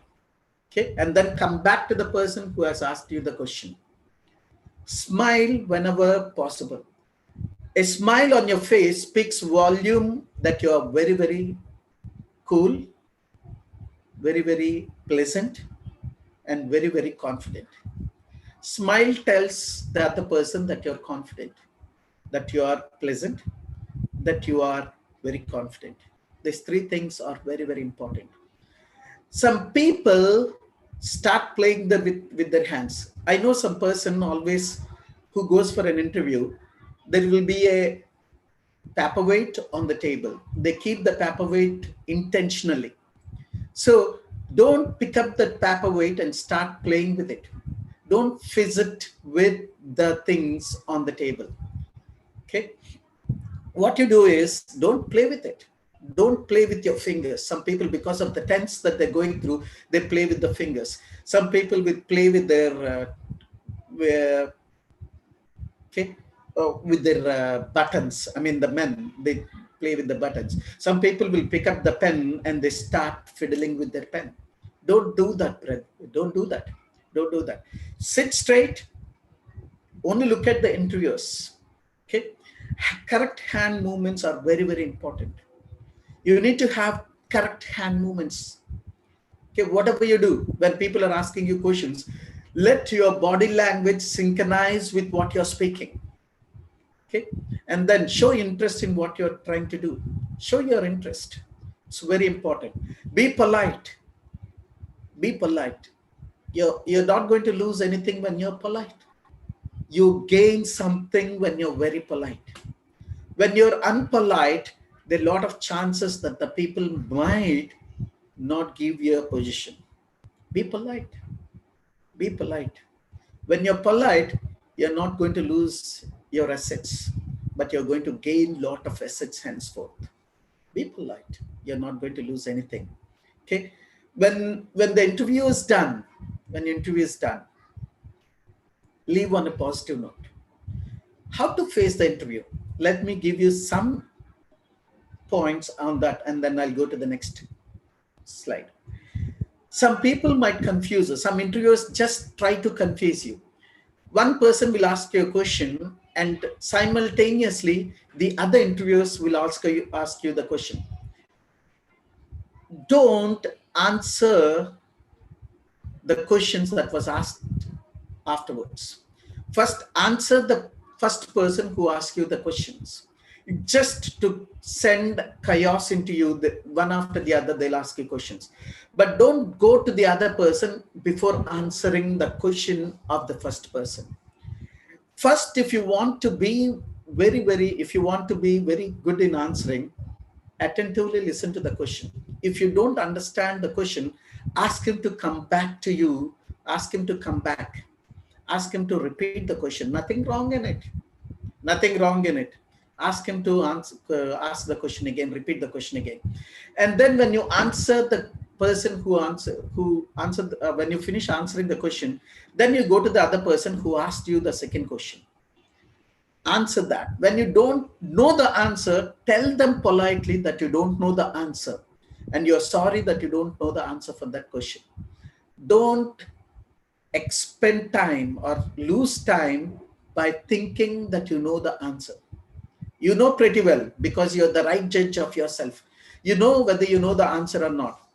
Just tell them that you don't know the answer, because there might be many questions in store for you to come, and that questions could be the questions that you know the answer for. Hope you understand what I'm trying to tell you. If you don't know the answer, tell them that you don't know the answer, and you're sorry about it.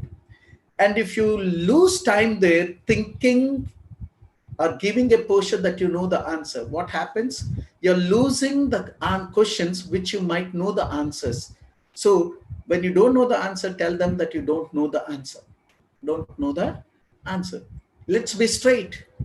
Let's be straight to the point. When you don't know the answer, tell them, sir, I'm sorry, I don't know the answer. When you tell them, the next person, because they want to trouble you, the next person will ask you the question. Maybe that question, you know the answer for. So you're creating a platform or a place where you're getting an answers for the next question, for which answers you know. So do that. Do that. Okay. Hope you understand what I'm trying to tell you. Okay. Next thing is, next slide, Subbu sir. Okay, answering strategies. Okay, first thing is be active, be attentive. I'm sorry, be attentive. When I say attentive, be active. You need to be active. Okay, attentive for what? You need to be attentive for the questions. You need to be active for the questions, attentive for the questions. Be an attentive listener first. When we talk about communication, it all starts with listening. It's all about LSRW skills: listening, speaking, reading, and writing. If you're not good with the first communicative skill, the other skills will not fall in its place. Be attentive, listen carefully. Okay, if you ask the interviewer to repeat the question again and again, you're going to lose points. Be attentive at the start itself. The interviewer might play with it too. He might be very slow in the volume, might not be very clear in his expression. But once you can ask him, twice you can ask him, but not many number of times. So be very attentive, be very attentive listener. So when you're very attentive, you will understand the question very well. When the question goes into it, you will understand it. Then you will try to understand, give the answer to it. And then accuracy. It is very, very important. When you understand the question, give an accurate answer to it. Okay, they might ask questions where the questions might have multiples of answers. So when you give an accurate answer, they might ask you, they might tell you that it might be the other answer too. You tell them politely, sir, that is also an answer, but this is what an accurate answer according to my knowledge. According to my knowledge. Brevity is very, very important. Be clear with what you're speaking. Sometimes you and I are not very clear. You and I are not very confident. If you are telling the answers, be clear of what your answer is all about. Okay? Keep your focus on the question. Keep your focus on that. Don't deviate from what your focus is all about. Be clarity in what you're answering. Clarity is very important. Positive attitude. Positive attitude. It's very, very important. Be positive. When you're positive, things will fall in its place. Be positive. Logical thinking. Logical thinking is very, very important. Logically think. Logically think. People will sit there to confuse you. People will sit there to know your decision making. So they will try to play with you. So logically think for a moment. Logically think. And you draw a line of your logical thinking and say that because of this is what the answer is.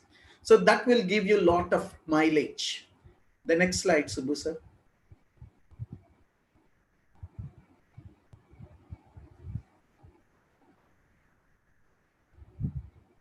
Subbu sir, next slide. Okay. So logical thinking does happen. Okay. And then do's and don'ts in the interviews. This is very important. I think I have answered how you need to answer the questions that come your way.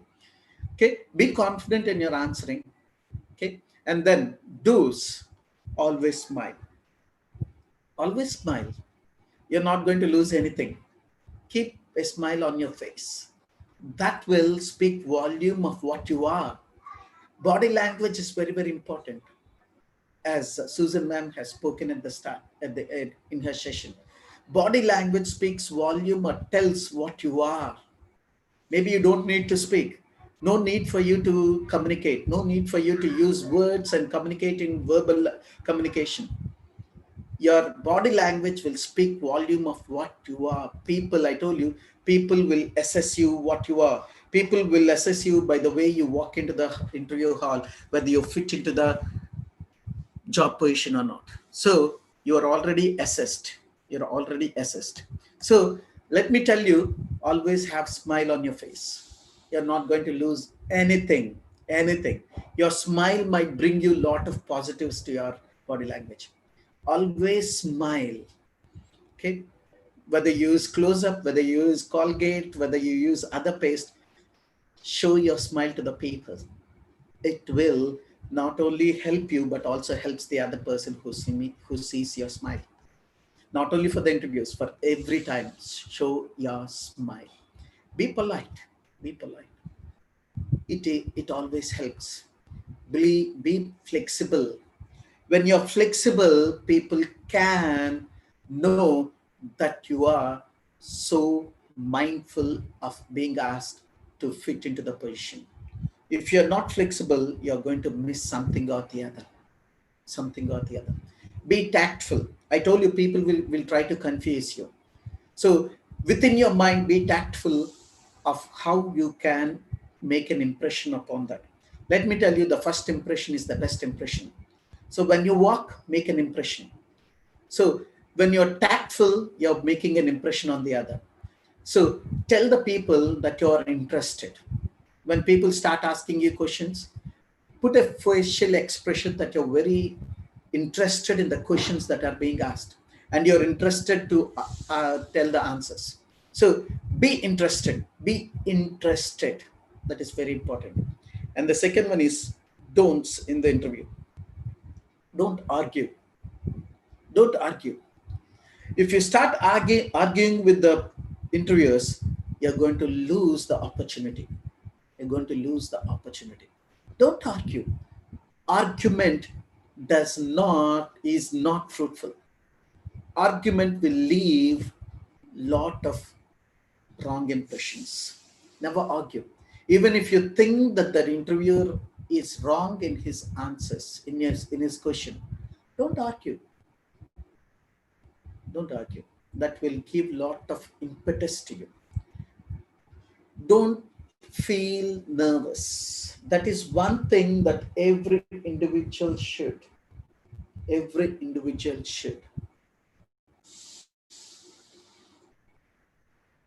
Mindful of. Okay, you answer your nervousness. Why we feel nervousness is an unanswered question. I have my own nervousness. You might have your own nervousness, but address that nervousness before you go for the interview. That is one thing that is being a successful and being an unsuccessful person. It's a thin line. I don't say it's a very thick line. It's a very thin line between being a successful and an unsuccessful person. Leave nervousness. That gives you a lot of confidence. You need to be confident. And don't stare at people. Don't stare at the interviewers. Staring is very, very bad. Okay, you can see at them, but don't stare for a long period of times. Okay, and then don't frown when you don't answer the questions. Don't frown at the interviewers because they asked you a question for which you don't have an answer for. Okay, don't frown at them. Okay, just look at them. Even if you're not happy with the person, just lower your head and then let you take it. Taking something that is not yours is also very, very important. Let's be a human first. Let's not frown at anyone. It's all about the necessity that you and I have. When I have a necessity for a job, I will be very, very, very, very cool. When we know that this is very important for us for our next step of our life, you will be very polite, very smileful, very flexible, very tactful, very interested, and you'll answer questions which you know answers for. So these are the things that you and I can adopt when we are facing interviews. And when we adopt this, there might be other things that you and I also know that you and I should adopt those things also. Let's adopt them, which will give an edge to you over others. But let me tell you, let's learn something before we go for an interview. Let's learn something that gives us an edge so that you and I can get fit into that particular position. thank you. I thank the organizers for allowing me to have this place to speak with a great group of people. Hope my session gives a great time for the people to go further in their respective uh, time and make themselves a good citizens of India as in the job arena and every arena. Thank you so much. Yes. Thank you, Professor Benny, for enlightening our participants by your lecture. It really serves as a compass to the students and the job aspirants, and I'm sure that it has instilled confidence within the participants. Thank you very much, sir. Any questions? I appreciate that. Yes, sir. And here are a few questions. Can anyone please suggest any English learning app to improve communication skills? This is one question posed to Susan, madam, of course. Yeah. By Jansi. It's from Jansi. Susan, ma'am.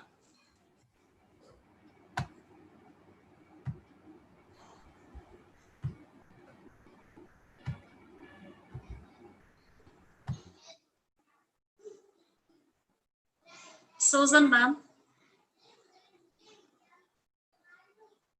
Okay, Benis. Yes, ma'am. Yeah, there is I a think question for you. And is there any English learning app to improve communication skills?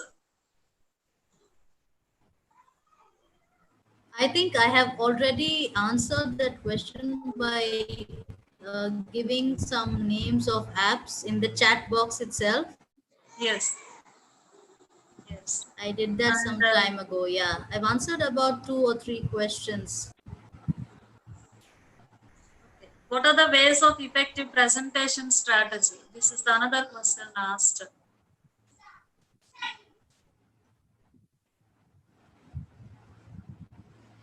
I think during the course of the talk, we both have covered certain aspects of all these questions. I think that's why I think to answer it separately, I think we have already covered that. I think that is the thing.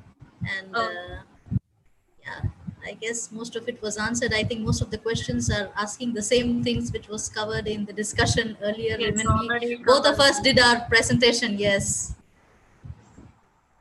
And here we have an interesting question, ma'am. How to avoid pre-presentation jitters? And I think Benny sir yeah, should I answer. think Benny sir's mic is has to be unmuted. His mic is muted. Yeah. Thank you, ma'am. Thank you. Yes. So presentation jitters, it always happens to every individual. Yes. I don't say anyone is above it, but confidence level allows you to present yourself well. Be confident in what you're speaking. Take time. Nothing wrong in taking time, but whatever you're speaking, take a minute, think in your mind, and then express it out. Okay, confident level that separates a person from being successful and unsuccessful. I told you at the start, don't be overconfident, but be confident. That is very, very important for an individual. Presentation jitters happens, but it's always practicing it. Have a mock interview. Stand before a mirror and expect questions for yourself and then start answering it. Yeah, Hope I answered your question. Yes. Yeah. This is exactly the point which even I wanted to make. Yes. Yeah, because standing in front of the mirror or probably practicing with your good friend, or or even your parents, make your parents sit down and make them listen to what you have to say. Maybe they won't understand the subject, but they can really comment a lot about your gestures and your eye contact. So practice in front of many people whom you are really comfortable with, your friends, family, and in front of the mirror, and do a lot of rehearsal. As Sir said, I think mock interviews work very well. Even now, before making this presentation, I did a rehearsal, about 2-3 times standing in front of the mirror, even though we are teachers and we are used to this, but every presentation of the class, we have some jitters. So I think it's just the initial few moments, and after that, I think you get used to it and you start liking what you are doing. Yes, yes, exactly, ma'am. And now, Subbu sir, are there any questions? Can you take a few more? Subbu sir. Just I have a question from Ravindra CBS. Yes, yes, Yes. You want to ask directly. I'm yes, going to unmute him. Yeah. yes. Yeah, I think he has typed in the chat box saying, Yeah. can we really teach soft skills? Yes, ma'am. Good afternoon, ma'am. Good Good Can we afternoon, sir. teach soft skills? Are the skills to be taught? Are the skills to be learned? That is my Yeah. question. Because That is what, yes. Please yes, complete, sir. yeah. Yes, that is what I'm asking. So, can we Okay. really teach soft skills? That is my question. As I think I mentioned this very clearly in my presentation, in a module or something, soft skills cannot be taught. They have to be learned because it is inherently present in all of us. We don't know how to, hone them. I think that is what is important. And what the teacher has to do is, or the facilitator has to tell the student that you have these skills and they have to be honed in you so that you try to improve on the skills which are muted.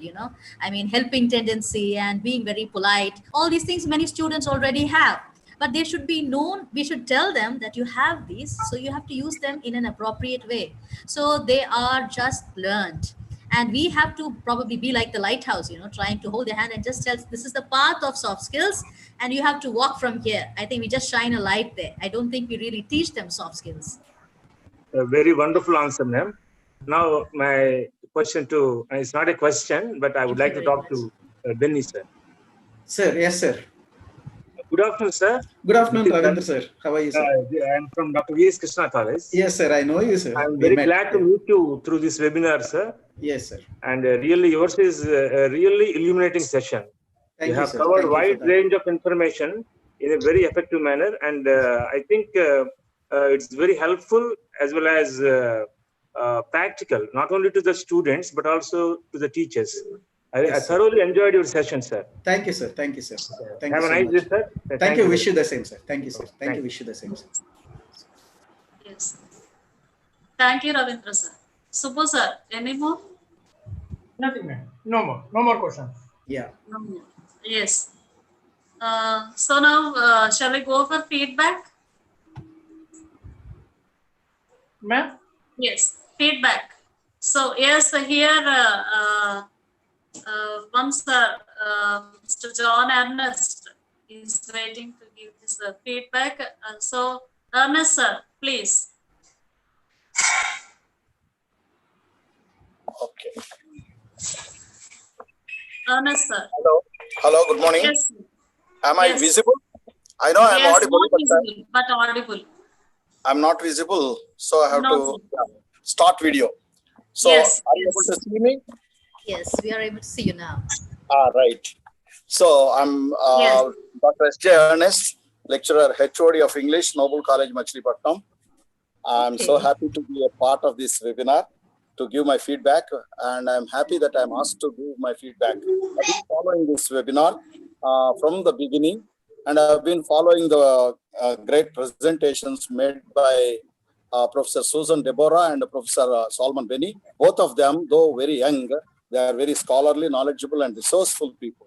Resource persons are really resourceful people, and I congratulate the organizers, especially Mrs. Sri Lakshmi, for getting me exposed to such a wonderful webinar, and congratulate them for choosing such resourceful people as presenters today. Beginning with the etymological meaning of communication, Professor Deborah, Susan Deborah, went on to speak on verbal and non-verbal communications with lively examples and lively illustrations, talking about listening, adapting, communication, style, body language, etc. She spoke about all those things.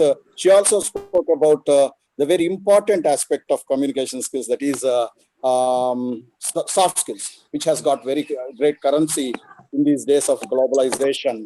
Importance of learning by observing and practicing, patience and perseverance, very practical things she spoke about. And I congratulate her. I thank her for giving such information. I have captured all her PPTs, slides on my as screenshots. So I don't ask for the PPTs also. Organizers need not provide PPTs for me actually.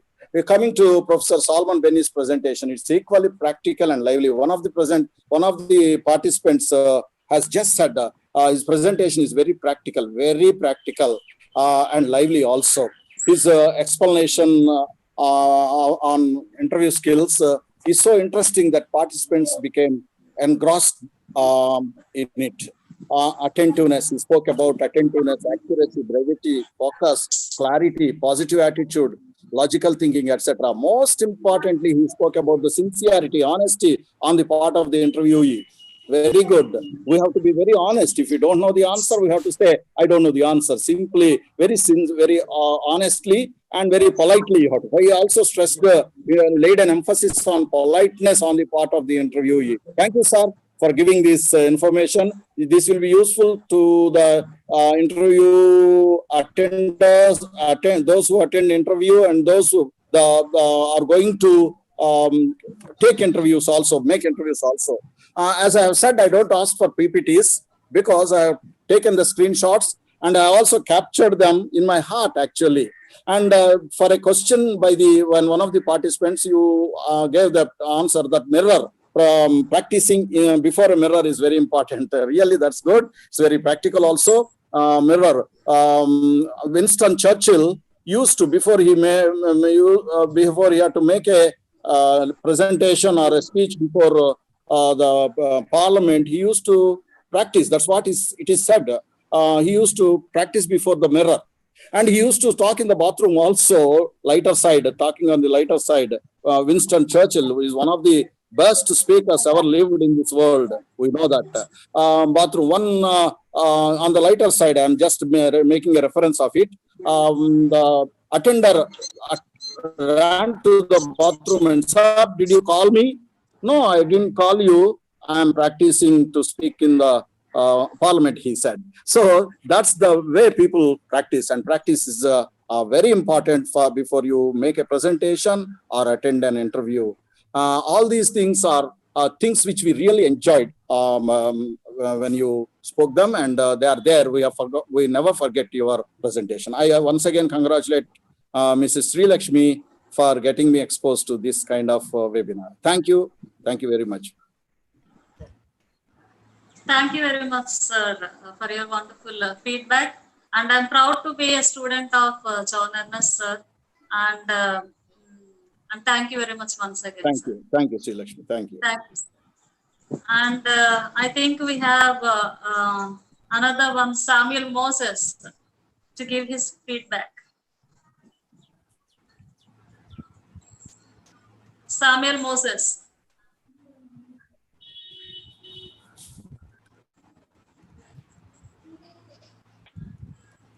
Yes, Subbu sir. Is there anyone else? Anyone else to give the feedback? No, ma'am. Yes. Have you unmuted Samuel Moses? Name not found, ma'am. Yes. Okay. Okay then. Fine. Yes. We are very fortunate today to have two wonderful resource persons. Ma'am, just I'm going So to organize. ma'am, just found him. Samuel has come. Moses have come? Yes. Yes, Moses is here. Yes, Moses. Yeah. You're the one who introduced such a great and a wonderful resource person to me. Please give your feedback, Moses. We can't hear Moses. I think his phone is here. Can you hear me now? Yeah, now you're audible. Yes, yes. I think. Subbu sir, can you hear me now?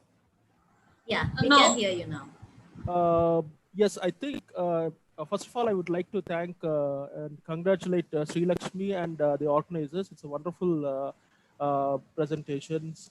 a wonderful webinar that we are part of. And both these presentations are, are very informative and very precise and to the point that I would like to point out. I don't have to say much because Professor Ernest, my HOD, also in Noble College, who has given a wonderful feedback. So I don't want to talk very elaborately about both these discussions, but I would definitely congratulate and definitely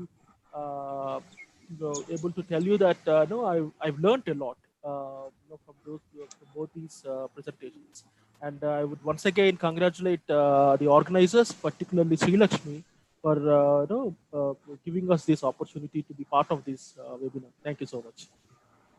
Thank you, Sam. I think without you, it would not have happened. And we are very fortunate to have two wonderful resource persons with us. As the organizer of this webinar, I feel I have chosen the right persons at and the right topic.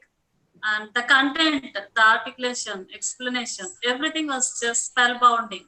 And thank you so much, Madam Susan and Professor Benny. Thank you so much. And now I request our lecturer in commerce and coordinator of this webinar, Mr. P.L. Subramaniam, to propose vote of thanks. Thank you all.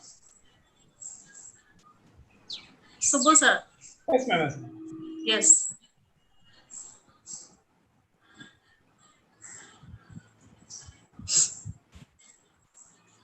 Taking this privilege to propose vote of thanks as a coordinator on behalf of the principal staff of S.V.D. Government Degree College for Women, NIDADAVOLE, I, P.L. Subramaniam, lecturer in commerce. At first, humbly thank our resource person, Dr. Deborah, for accepting our invitation and for enlightening our participants with their outstanding presentation on the topic importance of communication soft skills. Thank you very much, madam. I feel I am fortunate enough to thank our other resource person, Mr. Solomon Benny, for his wonderful talk on the topic role of English language to become successful in interviews.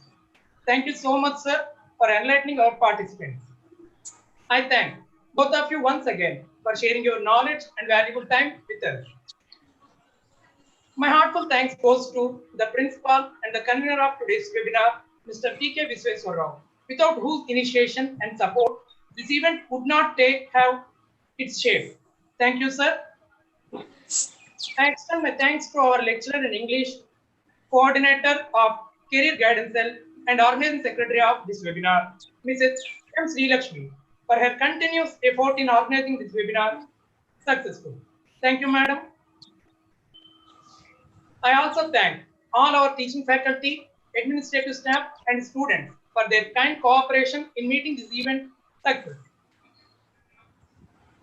Last but not the least, I thank all the participants who are following us on Zoom and also on YouTube for your active participation and patient listening. Hope you all benefited through this session. Thank you all. The feedback link will be posted on Telegram by today evening. Those who submit the feedback form within 2 days only can download the certificate within 1 week via Telegram. We request your patience, cooperation in regard. Thank you once again. Thank you. So shall we end, Subbu sir? Yes, ma'am. Yes. Yes. With this, the session ends. Thank you very much for all the participants. Thank you.